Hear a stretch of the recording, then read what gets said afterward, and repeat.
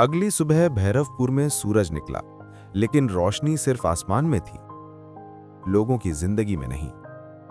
नीरज रात भर सो नहीं पाया था। मीरा की सांसें उखड़ी उखड़ी थी और उसके कानों में डॉक्टर के शब्द बार बार गूंज रहे थे। इलाज नहीं हुआ तो ज्यादा समय नहीं है। आज उसे शहर जाना था, सरकारी दफ्तर, वही जगह जहां कागज तय करते हैं कौन जिएगा और कौन नहीं। शहर की भीड़ और एक छोटी सी गलती। शहर का बस स्टैंड हमेशा की तरह भरा हुआ था। धक्का मुक्की, शोर, पसीने और जल्दबाजी की बदबू। नीरज एक कोने में खड़ा था। उसके हाथ में मीरा की मेडिकल रिपोर्ट थी, पुरानी, मुड़ी तुड़ी, लेकिन उसके लिए किसी खजाने से कम नहीं। तभी अचानक बारिश शुरू हो गई।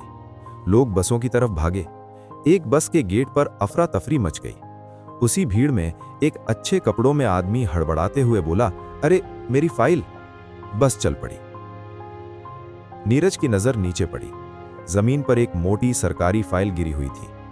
उसने आवाज लगाई, लेकिन बस जा चुकी थी। नीरज ने फाइल उठाई। ऊपर सरकारी मोहर लगी थी। उसने सोचा, दफ्तर में जाकर लौटा दूंगा। उस वक्त उसे नहीं पता था कि यही फाइल उसकी जिंदगी को दो हिस्सों में बांट देगी। मजबूरी जो घर तक आ गई।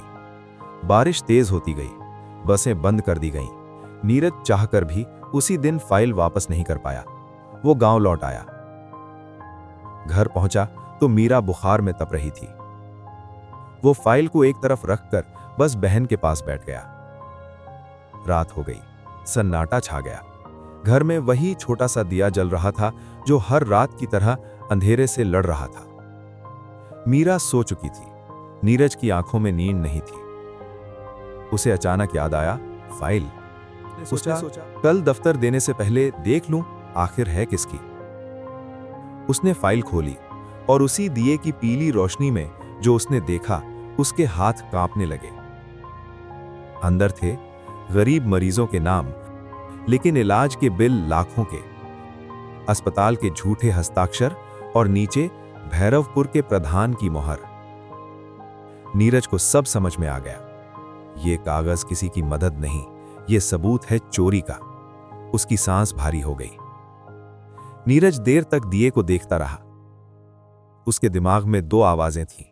एक कह रही थी ये गलत है, दूसरी कह रही थी मीरा को बचाना जरूरी है।